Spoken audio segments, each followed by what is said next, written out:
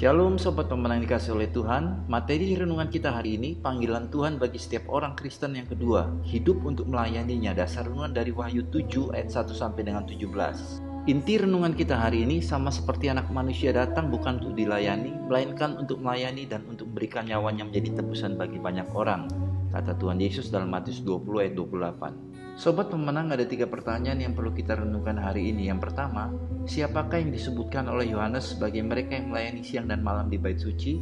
Lalu yang kedua, apakah melayani Tuhan hanya di mimbar saja? Dan yang ketiga, apakah maksud melayani yang Tuhan Yesus maksudkan bagi para pengikutnya? Untuk apa Ia memanggil kita? Ia memanggil kita untuk melayaninya. Saudara yang dikasih oleh Tuhan, kalau kita baca Kejadian pasal pertama, pasal kedua, itu manusia diberikan privilege, hak istimewa. Manusia diciptakan, langit sudah terbentuk, betul ya? Bumi sudah terbentuk. Coba kalau manusia diciptakan, daratan belum ada, mau hidup di mana dia? Coba kalau manusia diciptakan belum ada tumbuhan, mau makan apa itu orang? Ya saudara, urutan dalam Kejadian pasal 1 waktu Tuhan menciptakan manusia. Manusia itu diciptakan istimewa. Tidak hanya sampai di situ saudara, waktu Tuhan mau menciptakan manusia, baiklah kita menjadikan manusia serupa segambar dengan kita. Saudara lihat, ada kasih karunia yang Tuhan berikan ketika menciptakan manusia.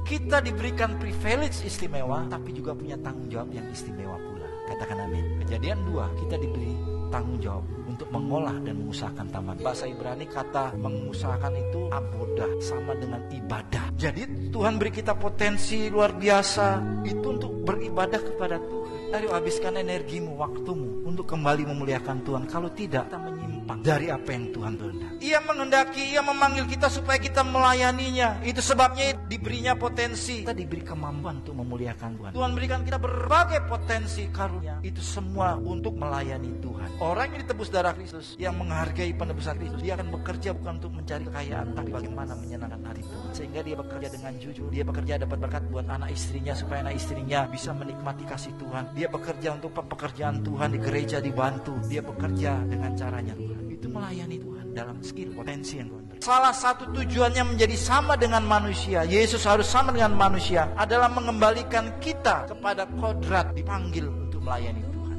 Sobat Pemenang, mengikuti dan meneladani ajaran Tuhan Yesus Kristus untuk berdoa dengan tidak jemu-jemu, mari kita responi renungan hari ini dengan berdoa. Tuhan, ajar aku melayanimu dalam semua aspek hidupku, sama seperti Engkau telah melayaniku dalam pengorbananmu menebusku. Lalu pokok doa syafaat kita hari ini, berdoa bagi gereja-gereja yang ada di wilayah kita masing-masing, apapun denominasinya, agar dapat berperan sebagai tubuh Kristus, menjangkau jiwa-jiwa yang terhilang di wilayah kita. Salam pemenang dalam Kristus, Tuhan Yesus memberkati.